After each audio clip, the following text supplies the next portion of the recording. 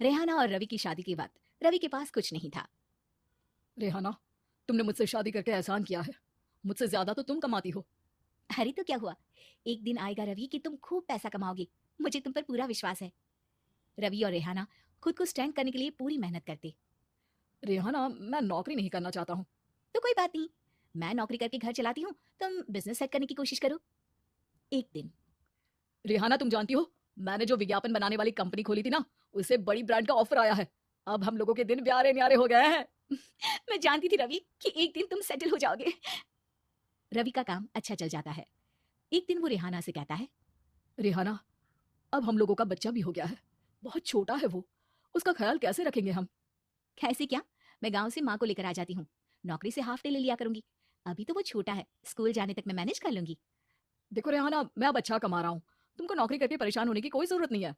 अरे कैसी बात कर रहे हैं, मैं अपनी लगी लगाई नौकरी कैसे छोड़ दूं। और मैंने तो सुना है हम लोगों को कुछ ही महीनों में सरकारी नौकरी मिल जाएगी। सरकारी नौकरी में कितना कमा लोगी? उतने में तो मैं ड्राइवर रख लूंगा। रेहाना को रवि की बात का थोड़ा बुरा तो लगता है। कम से कम मेरी नौकरी की इतनी बेइज्जती मत करो। भूल गए, इसी नौकरी की बदौलत तुमने अपना बिजनेस खड़ा किया है।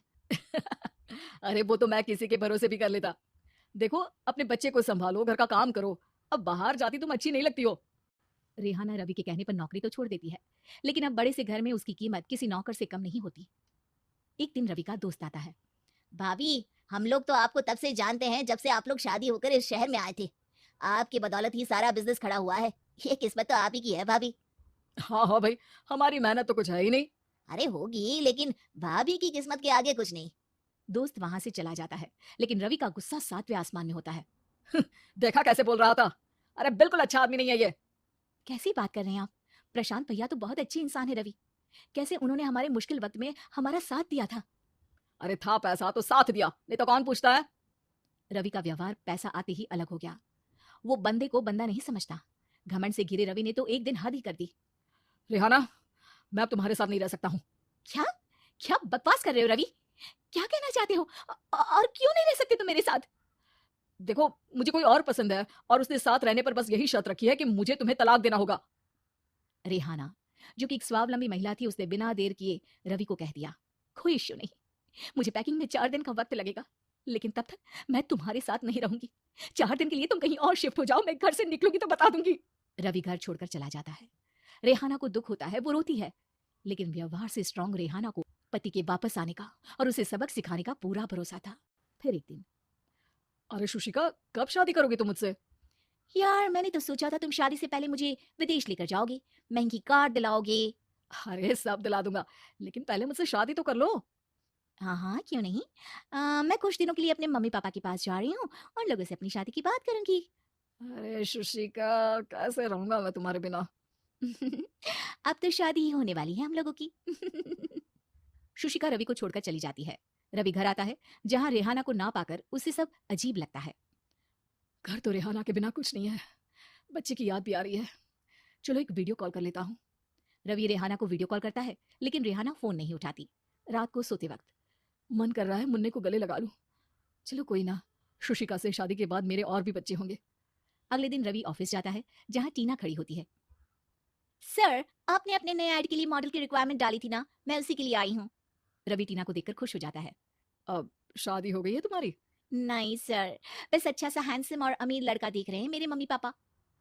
रवि के दिमाग से तो टीना को देखकर शुशिका का ख्याल भी खत्म हो जाता है। अरे यार, ये लड़की मिल जाए कितनी सुंदर है।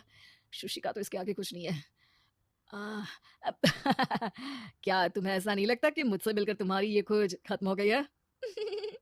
आप ना, आप तो 2 बच्चों की पापा लग रहे हैं। अरे नहीं नहीं, मेरी शादी तो हुई थी, लेकिन बीवी को किसी और से प्यार था, मुझे छोड़कर चली गई। खैर, टीना की दोस्ती रवि से हो जाती है, लेकिन 1 महीने बाद शुशिका रवि के पास वापस आती है। मेरे मम्मी पापा तुमसे मिलना चाहते हैं, लेकिन उन लोगों को ये मत बताना कि तुम पहले से शादीशुदा हो, और हाँ, शादी से पहले अपनी सारी प्रॉपर्टी तुमको मेरे नाम करनी होगी। अरे पागल, अब मैं तुमसे शादी ही नहीं करना चाहता। भला ऐसी लालची औरत से कौन शादी करेगा? तभी वहां टीना आ जाती है। रवि, ये पागल सी औरत कौन है?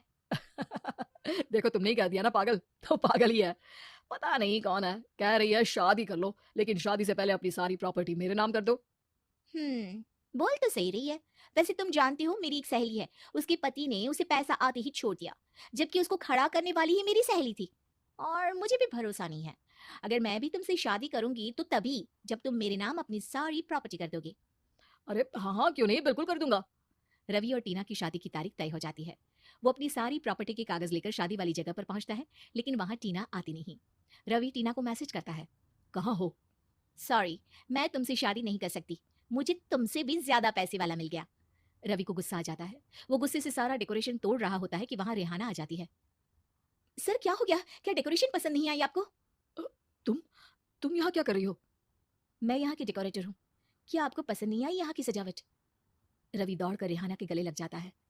मुझे माफ कर दो रेहाना। रवि रेहाना के गले लग जाता है और रेहाना टीना को थैंक्स का मैसेज करती है।